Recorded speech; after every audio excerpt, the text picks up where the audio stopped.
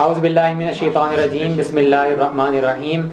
ایک مرتبہ پھر الحافظ ڈیجیٹل اسٹوڈیو کی نشریات میں میرے دیکھنے، سننے اور چاہنے والوں کو السلام علیکم ورحمۃ اللہ وبرکاتہ۔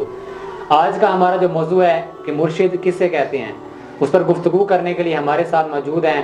بہت ہی پیارے ہمارے مہمان حضرت علامہ مولانا عبدالرحمن نعیمی صاحب۔ علامہ صاحب، سب سے پہلے ہم آپ کو الحافظ ڈیجیٹل اسٹوڈیو کی نشریات میں خوش آمدید کہتے ہیں کہ آپ تشریف لائے۔ سب سے پہلا ہمارا جو سوال ہے کہ مرشد کسے کہتے ہیں،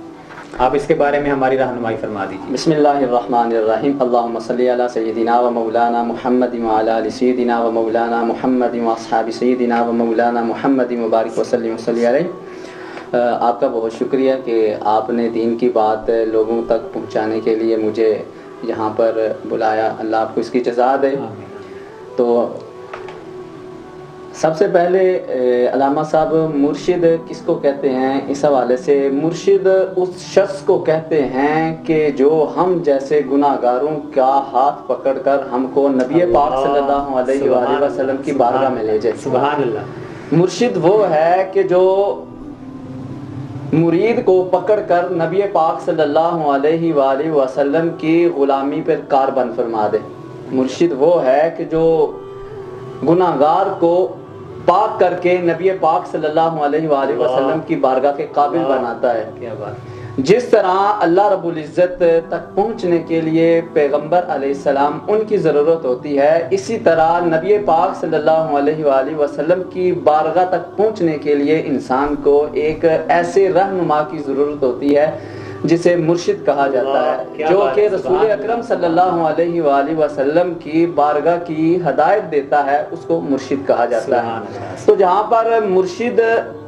یہ دوسری طرح بھی پڑھا جاتا ہے، ایک مرشد بھی ہوتا ہے، ایک مرشد بھی ہوتا ہے، ٹھیک ہے۔ مرشد ہدایت دینے والا، نبی پاک صلی اللہ علیہ وآلہ وسلم کی بارگاہ کی طرف لے کر چلنے والا، اس بارگاہ کی طرف رہنمائی فرمانے والے کو کہتے ہیں۔ اور مرشد اگر زبر کے ساتھ پڑھا جائے تو پھر اس کا معنی یہ ہوتا ہے کہ ہدایت دیا ہوا، چونکہ مرشد جو ہے وہ نبی پاک صلی اللہ علیہ وآلہ وسلم کی بارگاہ سے ہدایت یافتہ ہوتا ہے، تو وہ مرشد بن کر ہم کو نبی پاک صلی اللہ علیہ وآلہ وسلم کی بارگاہ تک لے کر جاتا ہے۔ کیا بات ہے، ماشاءاللہ علامہ صاحب، آپ نے بہت ہی پیاری اچھی گفتگو فرمائی۔ تو علامہ صاحب، آپ سے دوسرا سوال ہے کہ پیر کی اقسام فی زمانہ میں، کہ جس طرح دیکھنے میں آتا ہے کہ ہر چوتھا بندہ پیر بنا ہوا ہے اور لوگ بھی کثرت سے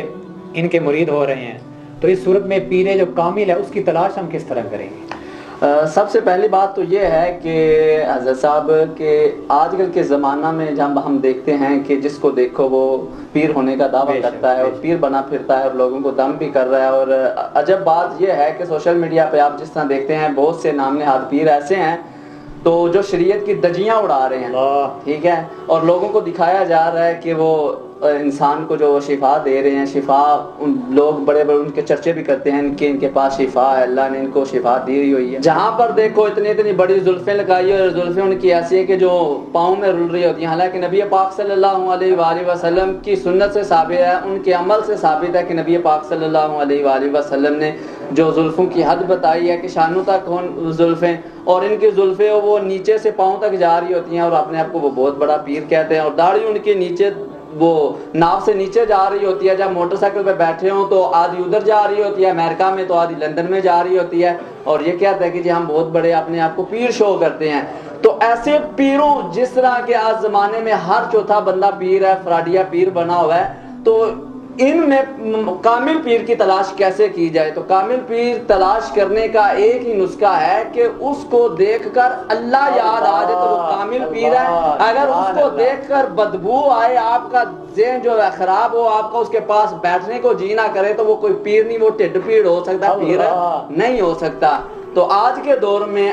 حقیقی پیر کی پہچان کے لیے ایک ہی صورت ہے، اور بھی بڑی صورتیں ہیں جن میں ایک سادہ عام سی صورت یہ ہے کہ اس کے آپ پاس بیٹھے، آپ کے دل کو سکون ملے، آپ کی روح کو سکون ملے، آپ اسے دیکھیں تو آپ کا اس کو دیکھنے کو جی چاہے کہ واہ اللہ نے کیا خوبصورت اپنا نمائندہ بنا کر بھیجا ہے، تو آپ کو دیکھ کر اس کو راحت سکون ملے اور اس کی صورت دیکھ کر آپ کو خدا یاد آ جائے، تو ایسا بندہ حقیقی پیر ہے۔ تو آج کل کے زمانے میں ہم کو حقیقی پیر کی تلاش کرنی چاہیے تاکہ ہم اس کے ذریعے نبی پاک صلی اللہ علیہ وآلہ وسلم کی بارگاہ کا قرب حاصل کریں، پھر نبی پاک صلی اللہ علیہ وآلہ وسلم ہمیں اللہ رب العزت کی بارگاہ کا قرب عطا فرمائے۔ مرید بھی وہ جو آج کل وہ کہتا ہے کہ جی ہمارا پیر ایسا ہے، ہمارا پیر آیا، داتا صاحب کے باہر چلے جائیں،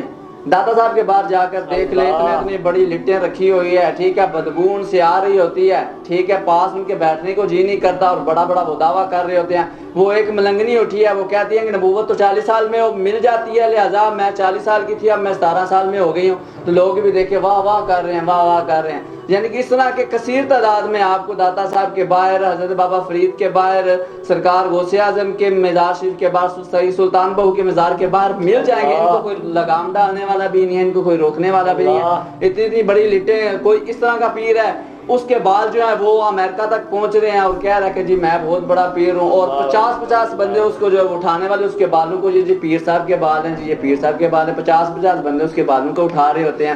ٹھیک ہے، اور کوئی شف شف شف شف کر کے لوگوں کو گمراہ کر رہا ہوتا ہے، اور کہتا ہے کہ لوگ کہتے ہیں جی یہ بڑا کامل پیر ہے، جی وہ فلاں ہے، اور اس کی داڑھی دیکھ لے تو شریعت کے بالکل مخالف میں ہے، ٹھیک ہے، کیسے اس نے اس کے ڈیزائن بنایا ہوا ہے۔ دعا ہے کہ اللہ رب العزت ہم کو فراڈیوں سے بچا کر حقیقی پیر کی تلاش نصیب فرمائے، اور نبی پاک صلی اللہ علیہ وآلہ وسلم کے واسطہ سے خدا کی بارگاہ قرب نصیب فرمائے۔ آمین آمین۔ ماشاءاللہ، بہت ہی اچھے انداز میں علامہ عبدالرحمن نعیمی صاحب جو کہ حقیقی پیر کی نشانیاں اور جو فراڈی پیر ہے اس کی نشانیاں بیان کر رہے تھے، اور یہ اصلی پیر اور فراڈی پیر دونوں کے درمیان فرق بیان کر رہے تھے۔ دعا ہے کہ اللہ تعالی ہمیں فراڈی پیروں سے بچنے اور جو حقیقی پیر ہیں ان کے ساتھ جڑنے کی توفیق عطا فرمائے۔